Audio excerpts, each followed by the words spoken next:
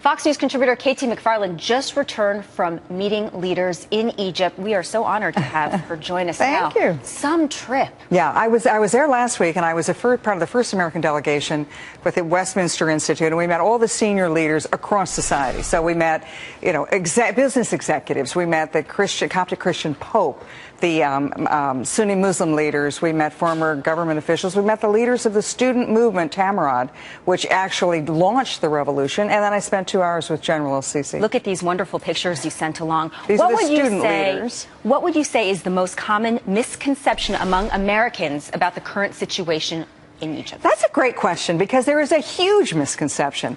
The sort of accepted knowledge is that, this was a military coup to remove an elected leader. Well, but here was the thing. Mohammed Morsi and the Muslim Brotherhood were elected a year ago, and then they wrote the Constitution, and they wrote a Constitution that deliberately did not allow for impeachment.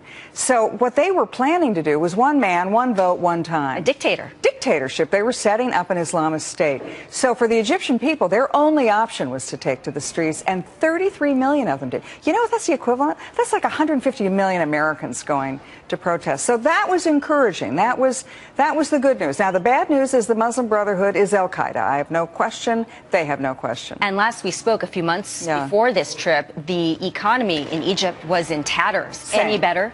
Same, a little bit better. But when I talked to General el-Sisi, I mean, they understand. They got about 6 months to get it together. They've gotten sort of a bridge payment from the wealthy Sunni Arab states, Saudi Arabia, United Arab Emirates, Kuwait.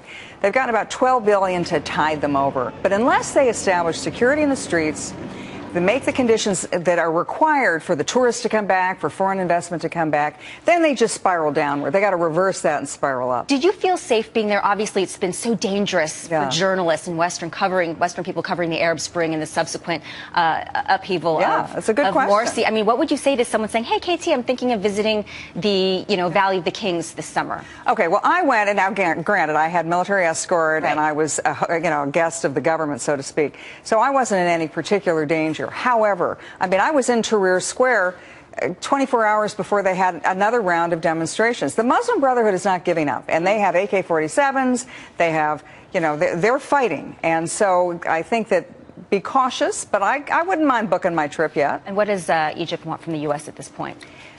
Interestingly, General el-Sisi said to me, we'd like the aid, but frankly, we want the moral support, that it wouldn't cost you a penny. And if you gave us that, it would be a great, help us stabilize the situation. So enlightening. Go for it. And if we don't do it, the Russians are there. They're knocking on the door saying, we would love